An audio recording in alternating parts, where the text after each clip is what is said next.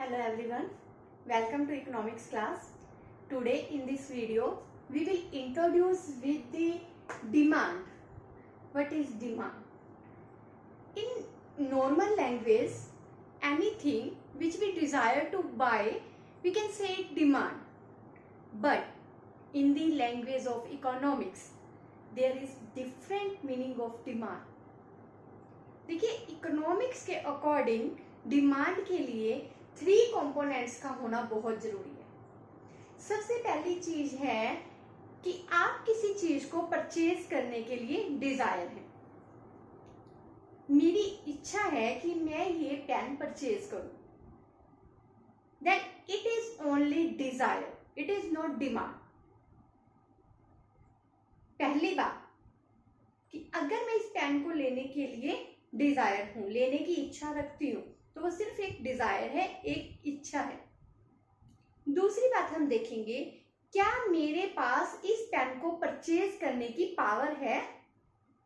ये पेन 20 रुपये का है, क्या मेरे पास 20 रुपये है? अगर मेरे पास 20 रुपये नहीं है तो ये सिर्फ मेरी एक डिजायर है।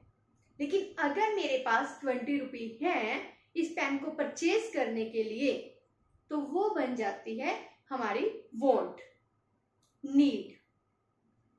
मेरी डिजायर भी है इसको परचेज करने की और मेरे पास एबिलिटी भी है इसे परचेज करने की, क्योंकि इसके लिए जो सफिशिएंट मनी चाहिए वो मेरे पास है। तो ये मेरी बन गई वांट। अब मेरी डिजायर भी है, मेरे पास एबिलिटी भी है इसको परचेज करने की, लेकिन मैं मनी स्पेंड करने को तैयार नहीं हूं, तो ये क्या रहेगी? सिर्फ वांट, सिर्फ नीड। अब थर्ड कंपोनेंट जो है वो ये है कि एक इंसान की डिजायर है कमोडिटी को लेने की, दूसरी उसके पास एबिलिटी भी है उसको परचेज करने की, उसके पास सफिशिएंट मनी भी है उसको परचेज करने की, तीसरी ही is willingness to spend the money for that commodity, then we can say it the demand. So there should be 3 components to say that it is demand. First, desire to get a commodity. Second, ability to get that commodity, means sufficient power to get that commodity. And third is that consumer should be willingness to spend the money for that commodity. Then we can say it the demand. Like as demand for a commodity refers to desire to buy a commodity backed with sufficient purchasing power and the willingness to spend the money for that commodity. So dear students, we can say that demand for a commodity is a situation when a consumer is ready, a desire to buy a commodity, and he has sufficient purchasing power to purchase that commodity, as well as he is willingness to spend the money for that commodity. Only then we can say that it is demand. Now, there are so many factors which affect the demand. The very first factor is price of commodity. Dear students, price of commodity जो है वो demand पर सबसे पहले impact डालता है। देखिए, हम कभी भी मार्केट में जाते हैं तो सबसे पहले क्या पूछते हैं? भैया इस चीज का प्राइस क्या है, और फिर हम डिसाइड करते हैं कि हमने वो चीज कितनी परचेज करनी है। अगर प्राइस कम होता है तो हम उससे ज्यादा परचेज कर लेते हैं, और अगर प्राइस ज्यादा होता है तो हम उस कमोडिटी को कम लेते हैं। तो प्राइस और डिमांड दोनों में इनवर्स रिलेशन है। If price is high then demand will be low, and if price is low then demand will be high. So we can say that if price increase then demand will be decrease, and if price decrease then demand will be increase. Okay, so price always affect the demand. So it is very first factor which impact the demand, and this inverse relation in between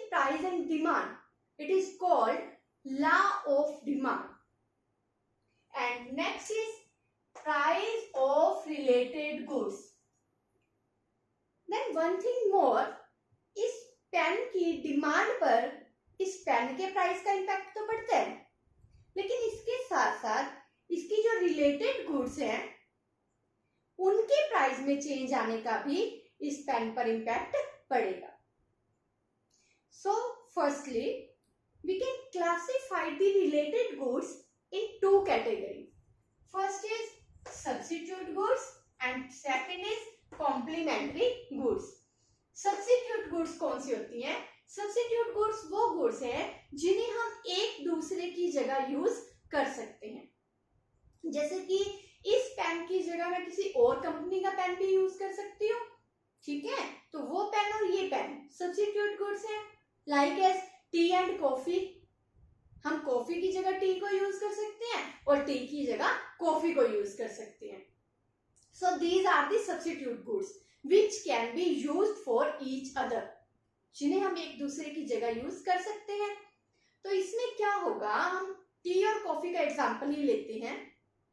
अगर T के price increase हो जाएं, तो जो लोग T consume करते थे वो टी को कंज्यूम करना बंद करके कॉफी को कंज्यूम करना शुरू कर देंगे, है ना, और कॉफी की डिमांड क्या हो जाएगी, इंक्रीज हो जाएगी। चेंज किस में आया, टी के प्राइस में, और डिमांड किसकी चेंज हुई, कॉफी की, ठीक है। उसके बाद अगर टी के प्राइस डिक्रीज हो जाते हैं तो जो लोग कॉफी ले जो लोग कॉफी ले रहे थे वो कॉफी को छोड़कर टी को कंज्यूम करना शुरू कर देंगे और कॉफी की डिमांड क्या हो जाएगी, कम। तो इस तरह से एक कमोडिटी पर उसके प्राइस का इम्पैक्ट तो पड़ता ही पड़ता है, लेकिन उसकी जो रिलेटेड गुड्स हैं उनके प्राइस का भी कमोडिटी की डिमांड पर इम्पैक्ट पड़ता है। और वो रिलेटेड गुड्स दो तरह की हो सकती हैं, substitute goods and complementary goods. Substitute goods वो होती हैं जिन्हें एक दूसरे की जगह यूज किया जा सकता है, विच can be used for each other. इसमें क्या होगा कि अगर एक कमोडिटी के प्राइस इंक्रीज हो जाते हैं तो दूसरी कमोडिटी की डिमांड इंक्रीज हो जाएगी, और अगर एक के प्राइस डिक्रीज हो जाते हैं तो दूसरी कमोडिटी की डिमांड डिक्रीज हो जाएगी। हम इसे एक डायग्राम से भी समझ सकते हैं, जैसे कि OX पर मैंने लिया है, OX पर है क्वांटिटी ऑफ कॉफी और OY पर है प्राइस ऑफ टी। अगर टी का प्राइस कम है तो लोग टी को ज्यादा कंज्यूम करेंगे और कॉफी की डिमांड क्या हो जाएगी, कम। ओके, लेकिन अगर टी का प्राइस OP से इंक्रीज होकर OP1 हो जाता है तो क्या होगा कि टी महंगी हो गई, लोग टी को कंज्यूम करना कम कर देंगे और कॉफी की डिमांड ऑटोमेटिकली क्या हो जाएगी, इंक्रीज हो जाएगी। सो यहाँ टी के प्राइस में चेंज आने से कॉफी की डिमांड पर इंपैक्ट पड़ता है। दूसरी है कॉम्प्लीमेंट्री गुड्स। कॉम्प्लीमेंट्री गुड्स वो होती हैं जो मिलकर एक चीज की डिमांड को पूरा करती हैं, जैसे कि पेन और इंक दोनों मिलकर एक डिमांड को पूरा करेंगे, which complete a demand together. So, like as pen and ink. तो ये कैसे एक दूसरे पर इम्पैक्ट डालती हैं? मान लीजिए पेन का प्राइस जो है इस मार्कर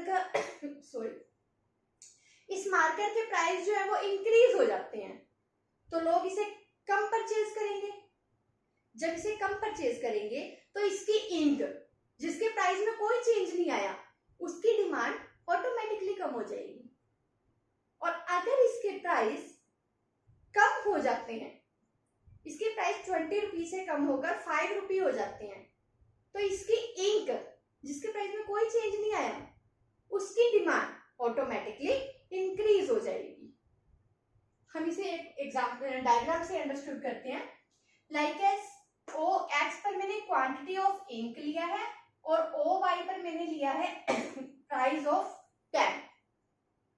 अगर पेन का प्राइस कम है, अगर इस मार्कर का प्राइस कम है, तो लोग ये मार्कर ज्यादा परचेज करेंगे, है ना, और इसकी जो इंक है उसकी डिमांड ऑटोमेटिकली क्या होगी, ज्यादा। अगर इस पेन के प्राइस इंक्रीज हो जाते हैं, OP से OP1 इंक्रीज हो जाते हैं, तो लोग इसे कम खरीदेंगे और ऑटोमेटिकली इसकी इंक को भी क्या कर देंगे, कम खरीदना शुरू कर देंगे। तो इस तरह से चेंज आया है पेन के प्राइस में, लेकिन डिमांड किसकी चेंज हुई है, इंक की। तो इस तरह से एक कमोडिटी की डिमांड पर रिलेटेड गुड्स के प्राइस का भी इंपैक्ट पड़ता है। नेक्स्ट है टेस्ट एंड प्रेफरेंस। देखो टेस्ट एंड प्रेफरेंस का भी डिमांड पर इंपैक्ट पड़ता है। जिस चीज के लिए लोगों का टेस्ट इंक्रीज हो जाए, जिस चीज को लोग ज्यादा पसंद करने लग जाए, जिसे लोग ज्यादा प्रेफर करना शुरू कर दें, उस चीज की डिमांड जो है वो इंक्रीज हो जाती है। और जिस चीज का फैशन नहीं रहता, जिस चीज का लोगों का टेस्ट नहीं रहता, जिस चीज की साइड, उसकी डिमांड क्या हो जाती है, डिक्रीज हो जाती है। सॉरी,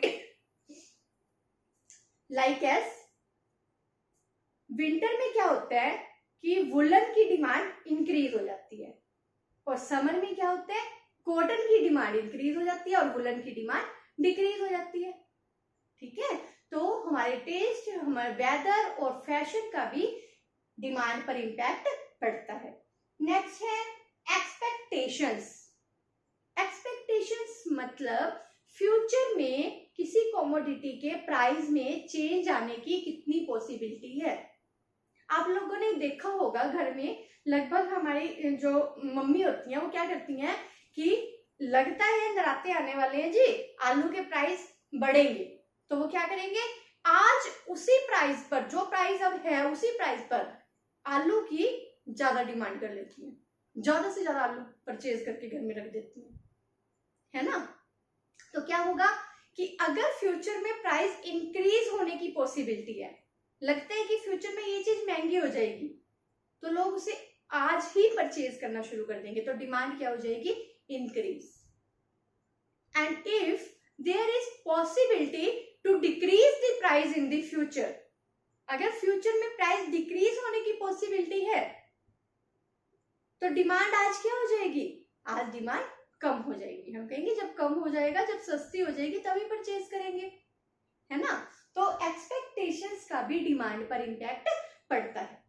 मैं इसे दोबारा से रिपीट करती हूँ कि अगर फ्यूचर में प्राइस इंक्रीज होने की पॉसिबिलिटी है किसी भी कमोडिटी के, तो आज एग्जैक्ट प्राइस पर ही डिमांड क्या हो जाएगी, इंक्रीज। हम ज्यादा चीज खरीद लेंगे कि बाद में वो महंगी होने वाली। और अगर फ्यूचर में प्राइस के डिक्रीज होने की पॉसिबिलिटी है, हमें लगता है ये मार्कर फ्यूचर में 20 रुपए के बजाय 5 रुपए का हो जाएगा, तो आज इसकी डिमांड क्या हो जाएगी, कम हो जाएगी। हाँ जी, तो नेक्स्ट जो है वो है इनकम ऑफ कंज्यूमर।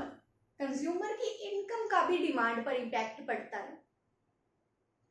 देखो गुड्स को हम दो कैटेगरी में डिवाइड कर सकते हैं, एक होती है नॉर्मल गुड्स और एक होती है इनफीरियर गुड्स। नॉर्मल गुड्स कौन सी होती हैं, तो बच्चे नॉर्मल गुड्स जो होती हैं वो होती हैं जैसे कि क्लॉथ हो गए या कॉस्मेटिक गुड्स हो गई, ठीक है। इनके मामले में क्या होता है कि अगर हमारी इनकम इंक्रीज हो जाएगी तो हम इन चीजों की डिमांड भी इंक्रीज कर देंगे। अगर मेरी सैलरी इंक्रीज हो जाती है तो मैं पहले से ज्यादा कपड़े खरीदने शुरू कर दूंगी, और अगर सैलरी डिक्रीज हो जाती है तो कम सूट खरीदूंगी, है ना। तो नॉर्मल गुड्स के मामले में क्या होता है कि अगर कंज्यूमर की इनकम इंक्रीज हो जाएगी तो डिमांड इंक्रीज हो जाएगी, और अगर कंज्यूमर की इनकम डिक्रीज हो जाएगी तो डिमांड भी डिक्रीज हो जाएगी। तो हम इसे एक डायग्राम से समझते हैं। जैसे कि नॉर्मल गुड्स में आ गया, क्लोथ्स हो गए, कॉस्मेटिक गुड्स हो गई, ठीक है। तो OX पर मैंने ली है क्वांटिटी नॉर्मल गुड्स की, और OY पर ली है कंज्यूमर की इनकम।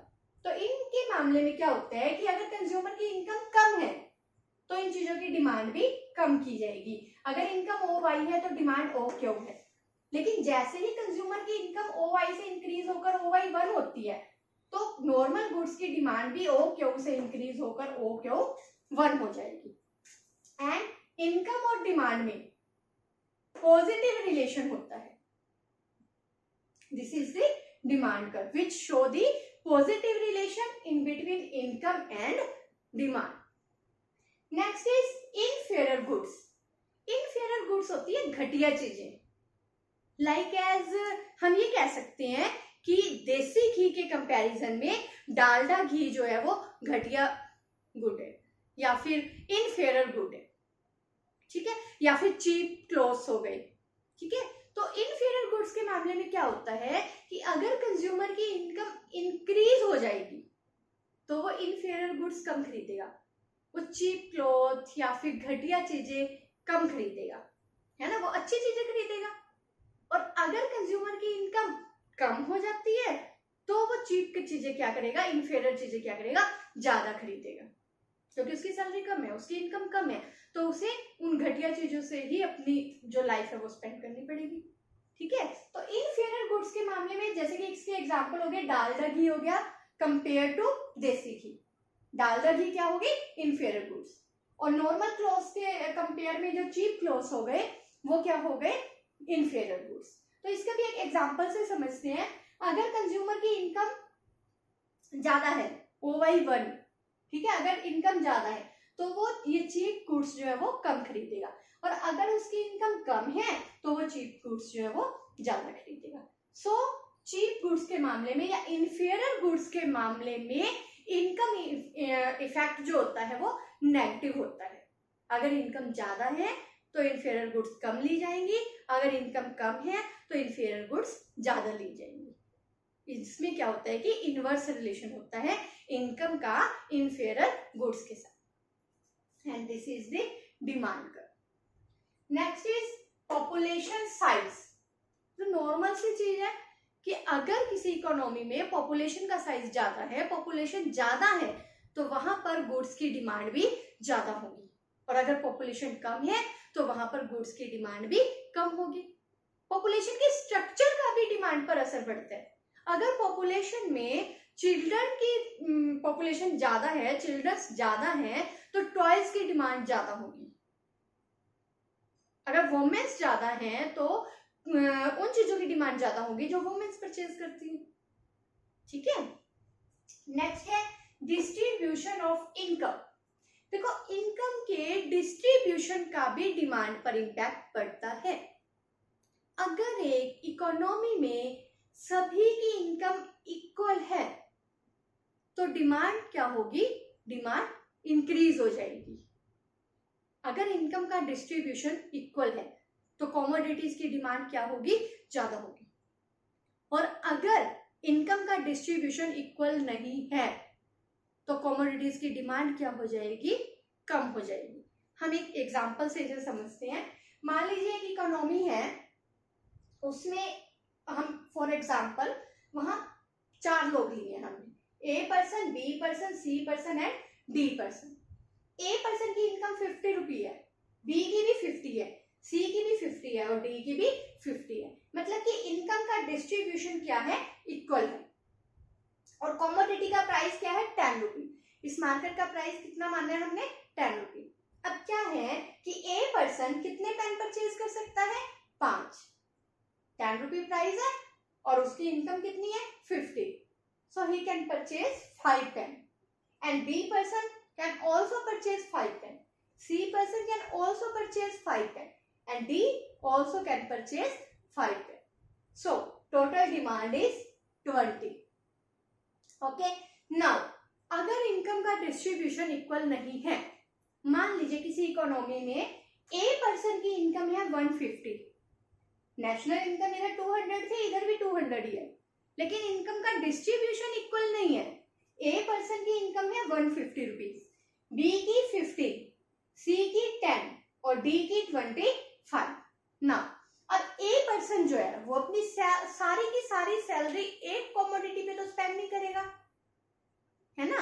तो वो अगर हम मैक्सिमम भी लगा ले, चलो मान लिया कि उसने 10 पेन परचेज कर लिए, ठीक है, तो भी B पर्सन कितने परचेज कर पाएगा, 1, 10 प्लस 1 11, C 1 ही परचेज कर पाएगा क्योंकि प्राइस 10 है और उसकी सैलरी भी 10 है, ठीक है। 11 प्लस 1 12, D कितने परचेज कर पाएगा, 2 पेन, 12 13 40, तो टोटल डिमांड कितनी हो गई, 40, which is less than 20।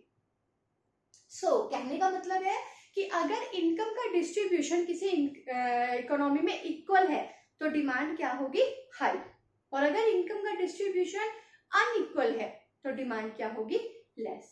So this is demand and determinants of demand. बाकी का जो टॉपिक है वो हम नेक्स्ट वीडियो में करेंगे। Good bye.